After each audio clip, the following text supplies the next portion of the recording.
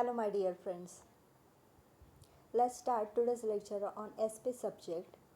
We continue the first lesson, that is Introduction to Corporate Finance. In last lecture we studied the capital requirements of business. We studied that without capital we can't start any business. That means capital is the first step. With that capital we start the business. We learn about the fixed capital and the factors affecting fixed capital requirements in last lecture. In this lecture we will learn about the meaning of working capital and the factors affecting working capital requirements. Let's start today's topic, that is working capital and the factors affecting working capital requirements. First of all, we see the meaning of working capital. What is working capital? Working capital is the capital which is used for day-to-day business life.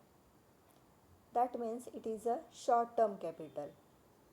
जसं आपण fixed capital बघितलं होतं, fixed capital is a long term capital or it is the fixed assets which are invested in the business for the long term and that assets are not for the resale. That means fixed assets or fixed capital is one time investment in the business. When we start the business, then we required fixed capital. And working capital is such type of capital which is of recurring nature. That means we required it again and again. Working capital is equal to current assets minus current liabilities. म्हणजे working capital हे दोघांची सम आहे. म्हणजे working कॅपिटलमध्ये current assets पण येतात, current liabilities पण येतात. आणि करंट ॲसेट्समधून जेव्हा करंट लायबिलिटीज मायनस होतात तर उरलेलं जे असतं ते वर्किंग कॅपिटल असतं. So working capital is equal to current assets minus current liabilities. Current ॲसेट्समध्ये काय येतं? करंट ॲसेट्समध्ये इन्व्हेंटरीज येतं, छोटे रॉ मटेरियल येतं आणि कॅश येतं, कॅश इन हँड येतं. म्हणजे अशा प्रकारच्या ॲसेट्स येतात की ज्या रिकरिंग नेचरचे पुन्हा आपल्याला लागणारे आहेत. आणि करंट लायबिलिटीजमध्ये वेगवेगळ्या प्रकारचे बिल्स येतात, वेगवेगळ्या प्रकारचे खर्च येतात.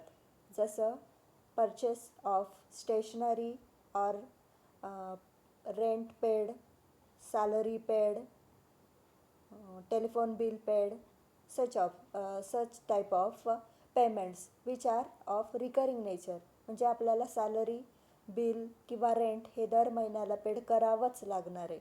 म्हणजे ते रिकरिंग नेचरचं आहे, पुन्हा आपल्याला ते करावं लागते. म्हणजेच करंट ॲसेट्स हे कशा प्रकारचे आहेत का ते पुन्हा होणारे खर्च हे करंट ॲसेट्समध्ये येतात. आणि करंट लायबिलिटीजमध्ये येतात आणि करंट ॲसेट्समध्ये काय येतं तर पुन्हा लागणाऱ्या ज्या ॲसेट्स आहेत त्या करंट ॲसेट्समध्ये येतात.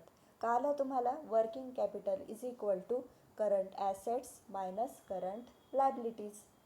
म्हणजे फिक्स्ड कॅपिटलमध्ये फिक्स्ड ॲसेट्स येत होत्या, त्याचप्रमाणे वर्किंग कॅपिटलमध्ये करंट ॲसेट्स येतात. Now we learn about the factors affecting working capital requirement. This is the cycle flow of working capital. बघा आपल्याला एक समोर चार्ट दिसतोय, त्याच्यामध्ये काय दिसतं आहे? इन्व्हेंटरीज म्हणजे एक प्रकारचे माल आहे, म्हणजे गुड्स आहेत इन्व्हेंटरी.